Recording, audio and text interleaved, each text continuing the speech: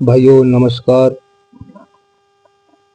पापियों और पुण्यात्माओं की यमलोक की यात्रा। ये कथा सुनने से पहले डीआर चैनल को सब्सक्राइब कर लें ताकि आने वाला नोट वीडियो और नोटिफिकेशन आपके पास तुरंत पहुंच जाए।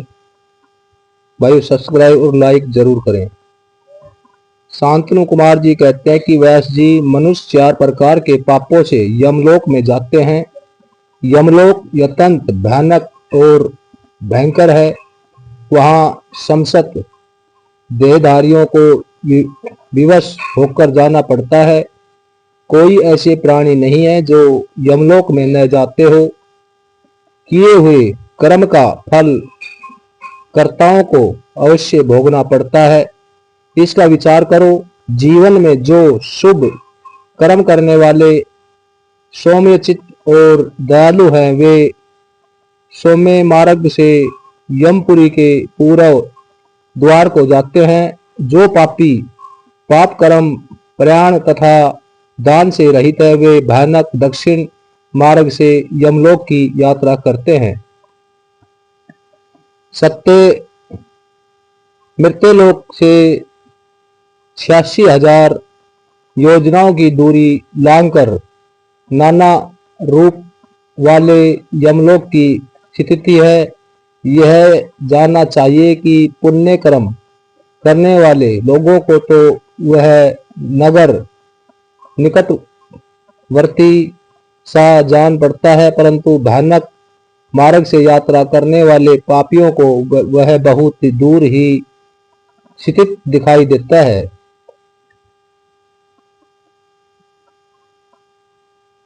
वहां का मार्ग कहीं तो तीखे कांटों से युक्त है, कहीं कंकड़ों से व्याप्त है, कहीं छुरे की धार के समान तीखे पत्थर उस मार्ग पर जड़े गए हैं। कहीं बड़ी भारी कीचड़ फैली हुई है।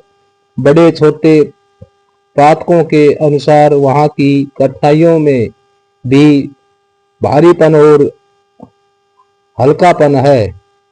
कहीं कहीं यमपुरी के मार्ग पर लोहे की सुई के समान तीखे दाब फैले हुए हैं।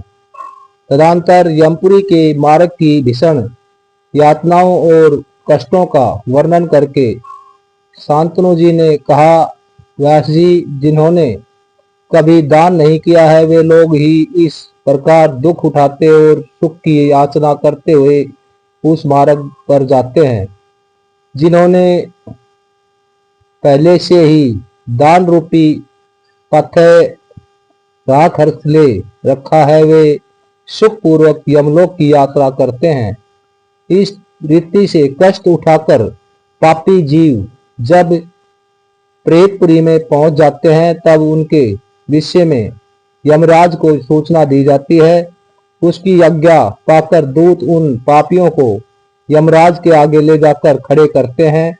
वहां जो शुभ कर्म करने वाले लोग होते हैं, उनको यमराज स्वागत पूर्वक आसन देकर पाग और अर्ध निवेदन करके प्रिय बर्ताव के द्वार सम्मानित करते हैं और कहते हैं, वेदों तक कर्म करने वाले महात्माओं, आप लोग धन्य हैं जिन्होंने दिव्य सुख की प्राप्ति के लिए पुण्य कर्म किया है। आप लोग दिव्य गणनाओं के भोग से भूषित तथा संपूर्ण मनोवांछित पदार्थों से संपत्तर निर्मल स्वर्गलोक में जाए। वहां महान भोगों का उपभोक्ता करके अंत में पुण्य के क्षीण से हो जाने पर जो कुछ थोड़ा सा अशुभ से रह जाए, उसे फिर यहाँ आकर भोगेगा। जो धर्मात्मा मनुष्य होते हैं, वे मानो यमराज के लिए मित्र के समान हैं। वे यमराज को सुखपूर्वक सौम्य धर्मराज के रूप में देखते हैं, किंतु जो क्रूर कर्म करने वाले हैं, वे यमराज को भयानक रूप से देखते हैं। उनकी दृष्टि में यमराज का सुख मुख दाढ़ों के कारण विकराल जाना पड़ता है। नेत्र टेढ़ी बाहों से युक्त प्रतीत होते हैं। उनके केस ऊपर को उठे होते हैं। दाढ़ी मूछ बड़ी बड़ी होती है। होठ ऊपर की ओर फड़कते रहते हैं। उनके 18 भुजाएं होती हैं। वे कुपत्ती तथा काले कोयले के ढेर से दिखाई देते हैं। उनके हाथ में सब प्रकार के अस्त्र शस्त्र उठे होते हैं। वे सब प्रकार के दंड का भागी दिखाकर उन पापियों को डांटते रहते हैं। भाइयों, बहुत बड़े भैंसे पर अरूढ़ लाल वस्त्र और लाल माला धारण करके बहुत ऊंचे महामेरु के समान दृष्टिगोचर होते हैं। उनके नेत्र प्रज्वलित अग्नि के समान उद्दीपित दिखाई देते हैं। उनका शब्द प्रलय काल के मेघ की गर्जना के समान गंभीर होता है। वे ऐसे जाने पड़ते हैं मानो महासागर को पी रहे हैं, गिरिराज को निगल रहे हैं और मोह से आग उगल रहे हैं। उसके समीप प्रलय काल की अग्नि के समान प्रभाव वाले मृत्यु देवता खड़े रहते हैं। काजल के समान काले काल देवता और भयानक कृतांत देवता भी रहते हैं।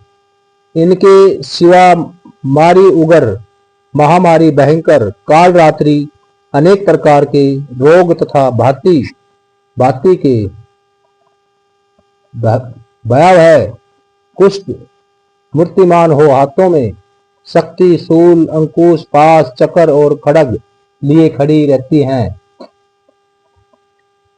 वज्रतुल्य मुख धारण करने वाले रुद्रागण शूर्त्रकस और धनुष धारण किए वहां उपस्थित होते हैं। सभी नाना प्रकार के आयुध धारण करने वाले महान वीर एवं भयंकर हैं। इसके अतिरिक्त असंख्य महावीर यमदूत, जिनकी अगड़ कांति काले कोयले के समान काली होती है, संपूर्ण अस्त्र शस्त्र लिए बड़े भयंकर जाने पड़ते हैं। ऐसे परिवार से घिरे हुए और यमराज तथा भीषण त्रिगुप्त को पापलिष्ट प्राणी देखते हैं। यमराज व पाप कर्मियों को बहुत डांटते हैं और भगवान चित्रगुप्त धर्मयुक्त वंचरों द्वारा उन्हें समझाते हैं। शांतनु जी कहते हैं कि व्यास जी तदंतर यमदूत पापियों को यतंत तपे हुए पत्थर पर बड़े वेग से दे मारते हैं, मानो वज्र से बड़े बड़े वृक्षों को धराशायी कर दिया गया हो। उस समय शरीर से गुजरा हुआ देहधारी जीव काल से खून बहाने लगता है और शुद्ध बुद्ध खोकर निशेष हो जाता है। तब वायु का स्पर्श कराकर वे यमदूत फिर उसे जीवित कर देते हैं और उसके पापों की शुद्धि के लिए उसे नरक समुद्र में डाल देते हैं। पृथ्वी के नीचे नरक की 7 कोटियां हैं, जो 7वें तल के अंत में घोर अंधकार के भीतर स्थित है। उन सब की 28 कोटियां हैं। पहली कोटि घोरा कही गई है, दूसरी सुघोरा है जो उसके नीचे स्थित है, तीसरी अति घोरा, चौथी महाघोरा, पांचवी घोर रूपा, छठी ताला तला ताला, सातवीं भयानकता, आठवीं काल रात्रि, नौवीं भयो कटका, उसके नीचे 10वीं चंडा, उसके भी नीचे महाचंडा, फिर चंड को कोलाहल तथा उससे भीतर प्रचंडा है जो चंडों की नायिका कही गई है। उसके बाद महापाहवती, भीता और भीमा है जो भीषण नरकों की नायिका मानी गई है। 18वीं कराल 29वीं, विकराल और 20वीं नरक कोटि वर्जा कही गई है। तदंतर त्रिकोणा, पंचकोणा, सुधिध्रा, अखलीला, त्रिदा, सामा, भीमबाला, भीम तथा 28वीं दीपत प्राय है। इस प्रकार मैंने तुमसे भयानक नरक कोटियों के नाम बताए हैं। इनकी संख्या 28 ही है। ये पापियों को यातना देने वाली है। उन कोटियों के क्रम पांच नायक जाने चाहिए। अब उन सब कोटियों के नाम बताए जाते हैं, सुनो। उनमें प्रथम रोवर नरक है, जहां पहुंचकर देहधारी जीव रोने लगते हैं। महारोवर की पीड़ा से तो महान पुरुष भी रो देते हैं। इसके बाद शीत और उष्ण नामक नरक है। फिर सुघोर है। रोवर से सुघोरा तक आदि के 5 नरक नायक माने गए हैं।